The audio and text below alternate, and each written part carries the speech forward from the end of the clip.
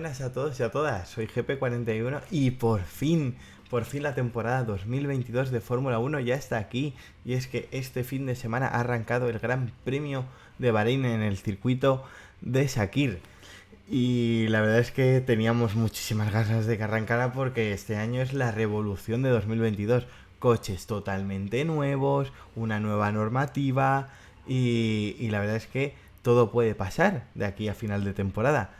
Intuimos un poco cómo están los equipos, pero la verdad es que es un buen punto de partida para que se acabe ese gran dominio de la era Mercedes que ha habido hasta ahora, que por mucho que haya ganado Max Verstappen, hay que recordarlo, el campeonato 2021 de pilotos, el campeonato de constructores lo ganó Mercedes consiguiendo el 8º título consecutivo, es decir, desde el año 2014 hasta el año 2021, Mercedes ha liderado, ha dominado esta era híbrida, que los motores siguen siendo los mismos de aquí hasta el año 2026, que habrá el cambio de normativa de motores, pero lo que cambia es totalmente la aerodinámica de los coches. Son coches que se parecen muy poco a los que hemos tenido estas últimas temporadas.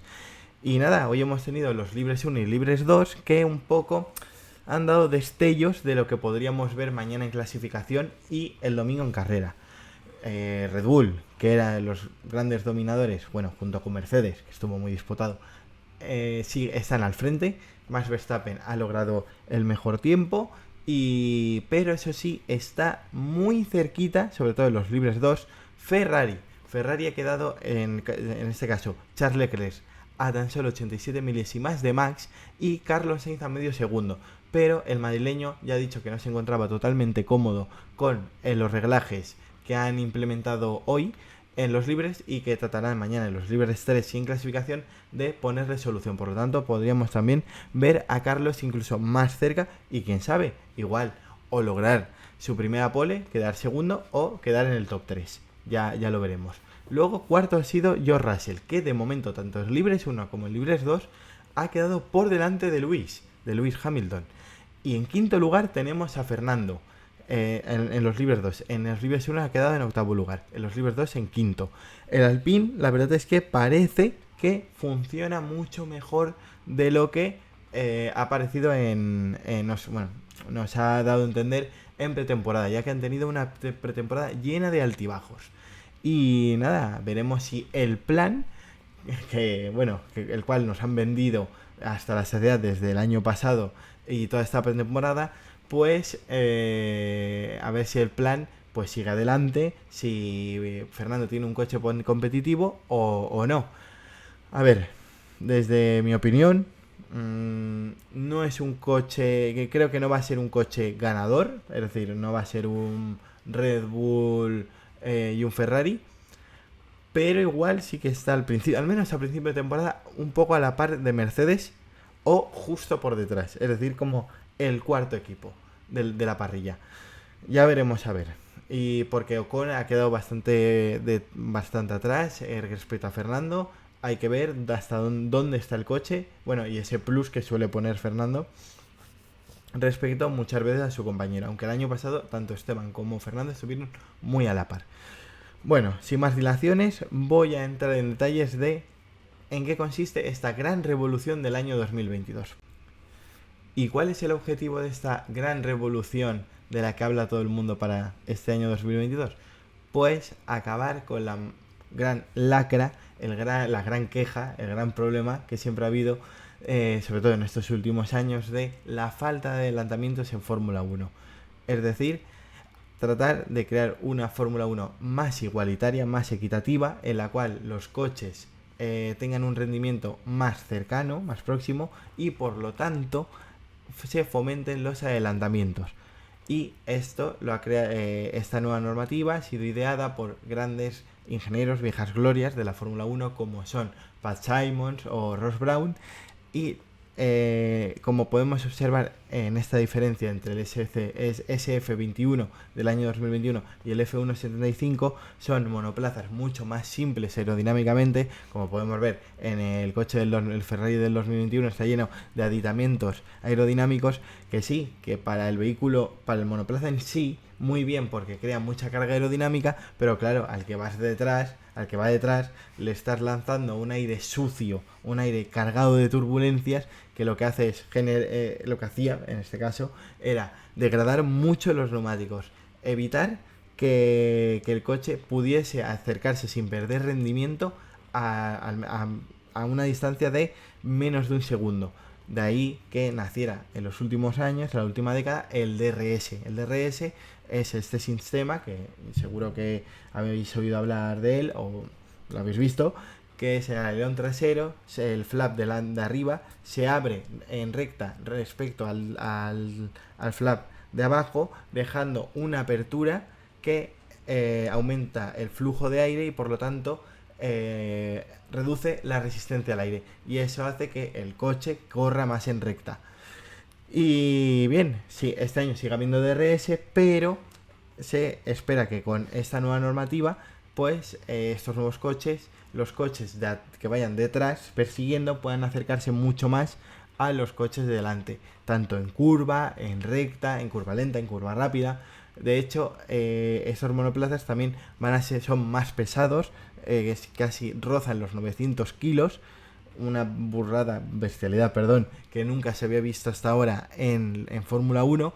Y también otro cambio muy significativo son los nuevos Pirelli, las nuevas gomas que crecen de las 13 a las 18 pulgadas y vuelven los tapacubos. Todo esto es para eso, como hemos dicho, generar menos turbulencias y generar un aire mucho más limpio, mucho más fluido. También, sobre todo, los grandes cambios son debajo del coche, que ahora luego os hablaré de qué viejo amigo de la Fórmula 1 ha vuelto después de muchas décadas, y luego también en la zona posterior y la zona de los pontones, que aquí hemos visto pero tropecientos diseños de pontones. Cada equipo ha interpretado la normativa como ha querido, y eso es muy bueno. ¿Por qué? Porque tenemos coches muy diferentes en cuanto a diseño, y eso hacía mucho tiempo que no se veía en Fórmula 1, al menos en los últimos años. Pues bien, pasando también destacar, el alerón delantero, que pierde esas formas rectas, sino son mucho más curvas. Como hemos dicho antes, eso hace que el aire el aire fluya de manera el aire sea mucho más fluido y por lo tanto no se genere, como ya vuelvo a repetir, un aire sucio. Pues bien, continuamos. El viejo conocido del que os hablaba es el efecto suelo. Vuelve el ground effect, el efecto suelo. ¿Y cómo se generaba? Al menos en los años 70, que fue el equipo Lotus quien lo introdujo, quien lo inventó y lo introdujo por primera vez en sus monoplazas, pues se trataba de colocar dos planchas en los laterales de los monoplazas, en los pontones, con forma de ala invertida, y eso generaba un gran flujo de aire que lo que hacía era pegar el coche al asfalto, sobre todo en curvas rápidas, de una manera increíble. ¿Cuál era el problema? Que cualquier mínima vibración, golpe, el coche se iba a tomar por saco, se iba, como diríamos, a freír espárragos. Y claro, era muy peligroso. Al final la FIA decidió prohibirlo en la década de los 80, y ahora vuelve de manera muy distinta porque han creado lo que llaman ellos un suelo 3D, que es un suelo que en vez de ser plano como era hasta ahora, tiene distintas formas que crean esa forma de ala invertida, como podemos ver en los laterales, y luego tienen dos entradas de aire divididas en distintos carriles muy grandes, que está a la altura de la entrada de los pontones, justo a la altura de la cabina del piloto, pero en el suelo, y todo eso va a generar una gran, pero enorme carga aerodinámica.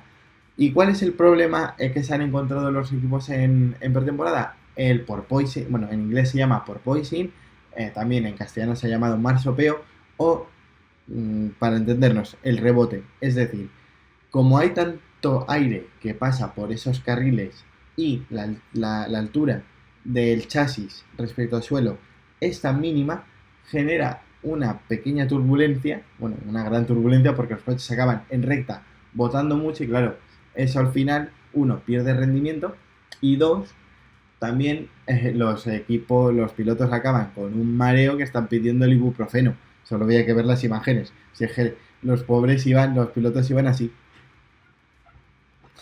Pobres. Y nada, al final, para acabar con ese marsopeo, con ese rebote, lo que hay que lograr es un equilibrio perfecto entre suspensión, es decir, la altura del coche respecto al suelo, y luego que no se pierda ese efecto suelo también, es decir, buscar ese equilibrio, que no se pierda el gran agarre que genera el efecto suelo, pero también la altura necesaria para que no aparezca ese rebote.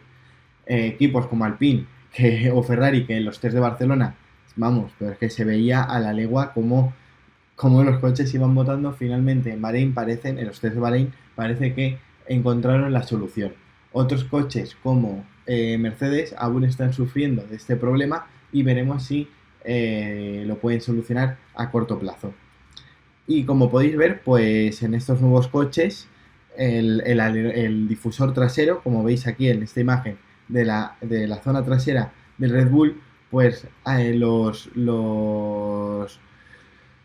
difusores han crecido una brutalidad, son inmensos ahora para poder expulsar todo ese aire que genera el efecto suelo, que va directo desde la zona posterior del coche hacia la zona anterior. Y luego también aquí en el caso de Red Bull volvemos a ver estas pequeñas formas aerodinámicas que lo que simulan es como un doble difusor. Es decir, eso se llamaba bueno, eran como las vigas mariposa, y es eso, jugando con esas vigas y con el difusor, pues se genera como eso, un doble difusor que, pues eso, genera más carga aerodinámica y hace que el coche se pegue mucho más al suelo y gane en velocidad, sobre todo en el paso por curva. Y aquí Red Bull, en este caso Red Bull, pues tiene a Adrian Newey, que es el Magic Senna, el Magic Alonso, por así decirlo, de la aerodinámica. Es uno de los mejores aerodinamistas de la historia, y es muy famoso por eso, por generar coches, generar monoplazas que son están muy optimizados aerodinámicamente. Y seguimos con los pontones, porque los pontones, este año tenemos la guerra de los pontones.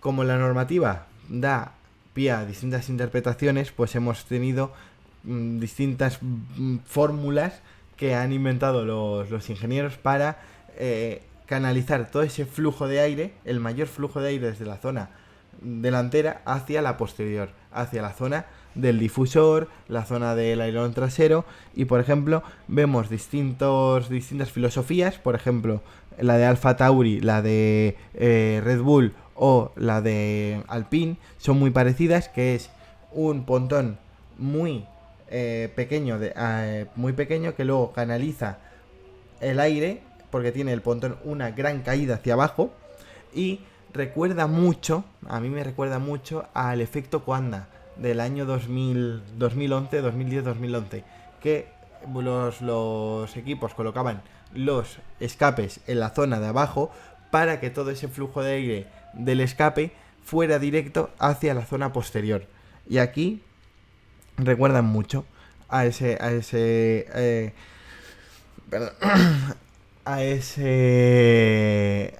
truco aerodinámico. Y luego tenemos otras filosofías, por ejemplo, la de Williams y la de Mercedes, que prácticamente no tienen pontones. De hecho, Williams en su pontón tenía un agujero, literalmente, para canalizar el aire hacia la zona posterior. Y luego Mercedes ha revolucionado el paddock con su coche sin apenas pontones. Han logrado refrigerar el motor Mercedes, sobre todo con la nariz de arriba, lo que se llama la nariz, la barra antivuelco que tienen los pilotos en la zona justo de arriba de sus cabezas, y con unas entradas de aire que, aunque son muy pequeñas, pero son muy verticales, por lo tanto ahí entra mucho flujo de aire. Y luego, como también los pontones, digamos que uno para refrigerar y dos porque son digamos obligatorios, porque los equipos deben colocar como unas barras antichoque para, en caso de colisión, que el habitáculo del piloto quede prácticamente intacto.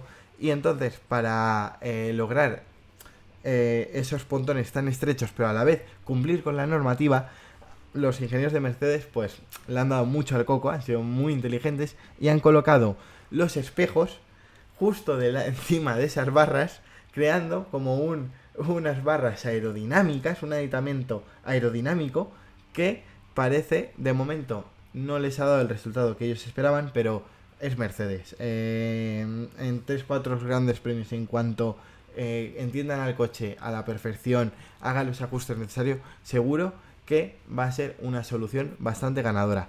Y luego me ha encantado en este caso los de Red Bull, porque han creado como un canal de aire que se adelanta al pontón y hace que entre mucho flujo de aire muy rápido, seguramente, hacia la zona del pontón, tanto posterior como interior, y por arriba también, es decir, por todas las direcciones.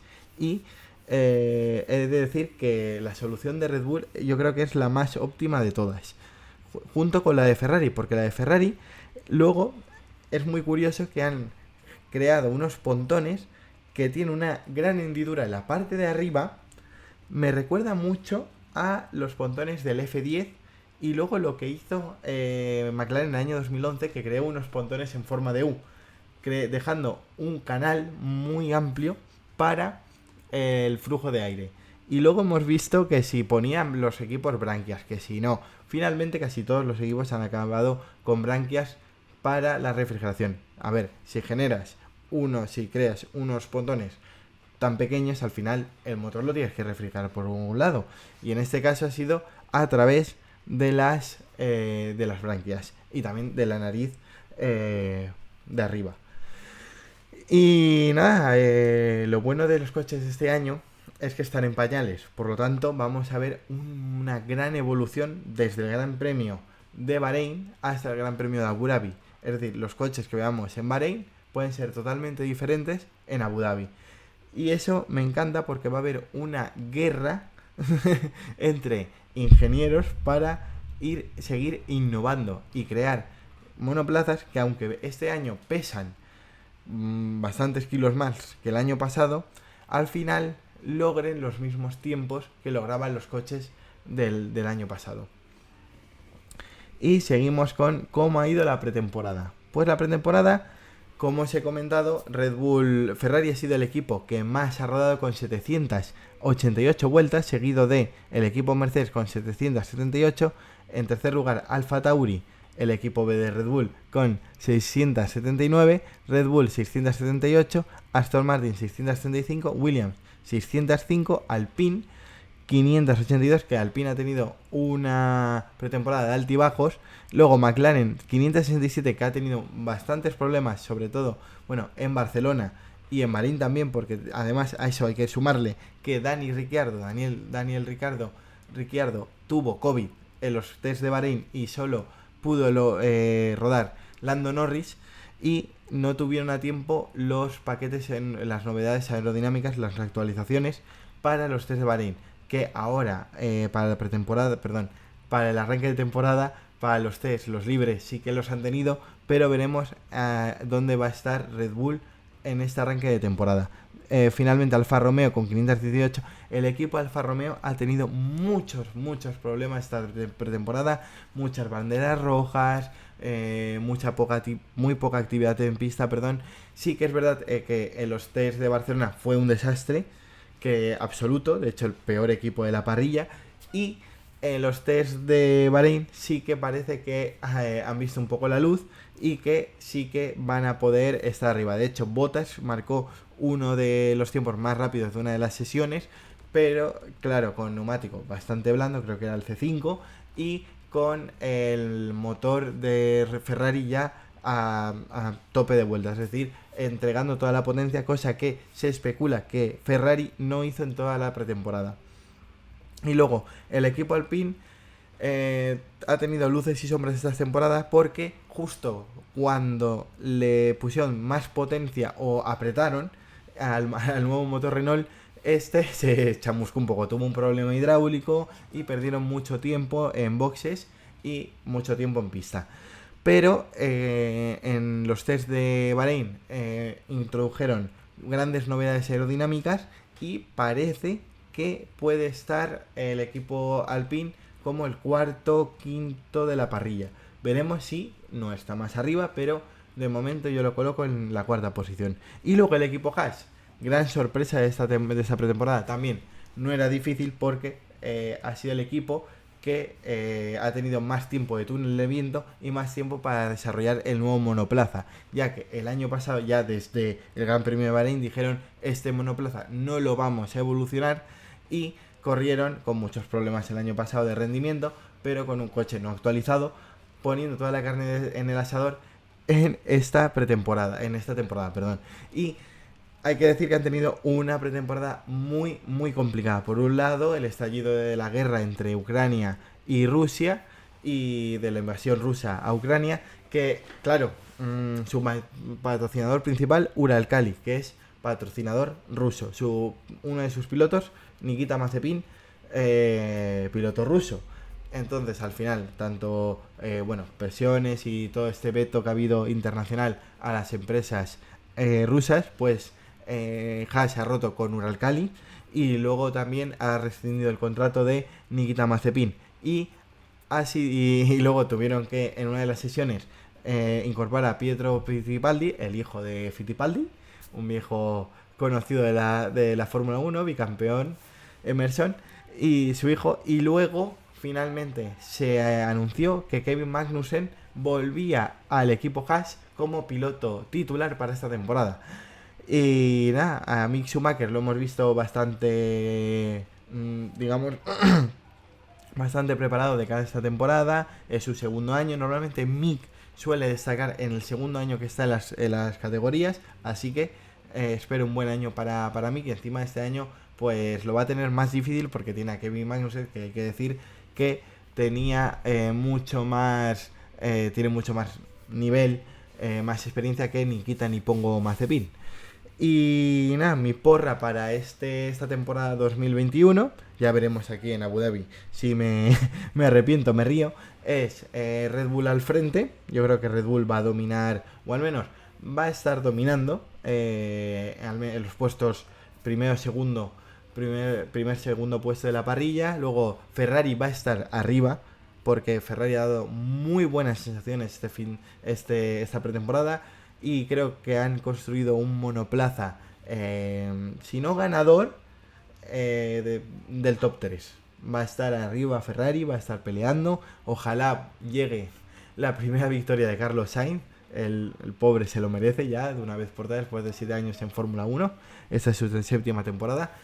Y luego Mercedes creo que va a estar en tercer lugar. No va a estar liderando al principio, pero es Mercedes y tienen grandes ingenieros que, y a pesar del límite presupuestario que hay este año, sí que van a poder desarrollar el coche y volverán a estar al nivel que conocemos de ellos. Luego, en cuarto lugar, pongo a Alpine.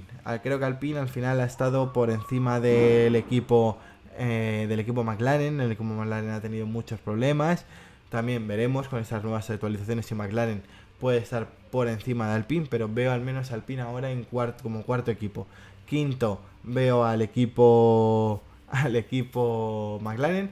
Luego sexto puesto estaría entre Aston Martin y el equipo Alfa Tauri. Y luego veremos si Yuki Tsunoda ni una este año está más entonado, yo creo que sí, va a ser su segundo año en Fórmula 1 y yo creo que lo va a hacer mucho mejor, ya veremos. Pero veo a Gasly que va a quedar por delante de él como el pasado año. Y luego en en Aston Martin, pues creo que Vettel va a superar a Stroll de nuevo. Veo un Vettel más fuerte. El año pasado se quitó la presión de estar en Ferrari, se le ve más relajado, volviendo un poco a ese Vettel que ya conocíamos del año 2013. Última hora, novedad de este último día. Sebastián Vettel ha dado positivo en COVID y por lo tanto será sustituido por su compatriota Nico Hülkenberg, al menos para este Gran Premio de Bahrein. Y nada, luego en octavo lugar coloco a Williams, el equipo Williams, que este año, bueno, entre el octavo y el séptimo, yo creo que va a estar ahí, incluso por delante de Haas y del equipo Alfa Romeo. El equipo Williams que se ve que ha tenido una gran mejora este año. El año pasado ya la tuvieron, pero este año creo que han dado ese pasito que necesitaban adelante. Luego, en octavo lugar pondría el equipo Haas, bueno, octavo o séptimo, es decir, ahí entre Williams y Haas, porque veo un Haas más fuerte, un coche más trabajado, pero el problema de Haas es que, como les pasaba las primeras temporadas que estuvieron en Fórmula 1, lograban un coche bueno o de zona media al principio de temporada, pero luego los problemas a la hora de actualizar el coche y los problemas económicos que me huelo que este año, salvo que consigan otro gran patrocinio, van a ser importantes, van a tener graves problemas económicos, pues van a lastrar el desarrollo del coche. Así que podemos ver un Haas fuerte para estar al final de la zona media esta temporada, al principio, pero que tenga un declive en su rendimiento de cara a los últimos grandes premios. Y finalmente en última posición voy a poner el equipo Alfa Romeo, porque ha tenido muchos problemas esta pretemporada, han rodado muy poco y bueno, creo que Valtteri va a ser el gran líder del equipo. Ya sabemos que George Russell ha sustituido a Valtteri en Mercedes. Perdón. Y Wang Yusu, que digamos promesa o que todo el mundo tiene puesto el ojo en él, debuta este año. Veremos cómo se desenvuelve en su primera temporada, pero eso, yo creo que el equipo Alfa Romeo va a ser el último equipo, que no quita que no acabe con puntos, sino puntuar. Yo creo que este año va a ser más fácil que puntúen distintos equipos, pero sí que los veo en la cola de la parrilla. Y nada, finalmente el Gran Premio de Bahrein de este año pues va a tener dos zonas de DRS entre la curva 1 y la curva 2 en la línea de recta de meta, y luego entre la curva 11 y la curva 10 la segunda zona de DRS. En cuanto a los horarios, pues bueno, los libres 1 y los libres 2 ya se han disputado, pero los libres 3 se disputarán mañana, sábado, entre la 1 y las 2. Y luego a la clasificación la tendremos a las 4 de la tarde. Y la carrera a las 4 de la tarde. Como estamos en Sakir, la carrera empezará de día y acabará de noche. Luego, Pirelli ha llevado este gran premio los compuestos, digamos, más duros, los más clásicos, que son el C1, el C2 y el D3, el neumático duro, el neumático medio y el neumático blando. Y en cuanto a la temperatura, el viernes apunta, es decir, hoy que estaba así nublado, pero al final no ha estado muy nublado la cosa. Luego mañana y pasado, sábado y domingo, van a ser días bastante calurosos y con una temperatura que rondará entre los 24 y los 13 grados. Hay que sumarle la temperatura del asfalto y que están pues, en el desierto. Así que es verdad que desde que la carrera se disputa bien entrada la tarde y va desde el sol de la tarde hasta la noche, los focos, que la carrera finaliza de noche, pues la temperatura sí que es más baja. Y nada, hasta aquí este previo ya arrancado de Fórmula 1, del primer Gran Premio, perdón. Y nada, la verdad es que Tenía muchas ganas de que empezase la pretemporada de Fórmula 1, perdón, que empezase la temporada 2022 de Fórmula 1, que yo creo que vamos a ver una temporada muy competida, una temporada, si la temporada pasada ya fue increíble, vamos, pero que va a entrar en los anales de la historia de Fórmula 1 y va a ser recordada, pero décadas y décadas. Yo creo que este año vamos a tener una temporada en la cual vamos a ver varios contendientes al título, que el año pasado no tuvimos, pues tuvimos solo 2. Yo creo que este año va a haber alguno más y más equipos peleando por el mundial. Al menos yo creo que va a estar entre Red Bull, Ferrari y Mercedes. Ya veremos cómo, cómo se dan los acontecimientos, cómo acaba la acción en pista, pero esta es mi previsión para esta temporada 2022. Y nada, os veo en el siguiente vídeo. Muchas gracias por estar aquí viendo el vídeo, por vuestro apoyo. Y nada, dadle like y dejad un comentario si os ha gustado el vídeo. Si no, dadle manita abajo, sois totalmente libres. Y nos vemos en el próximo. Seguimos rodando.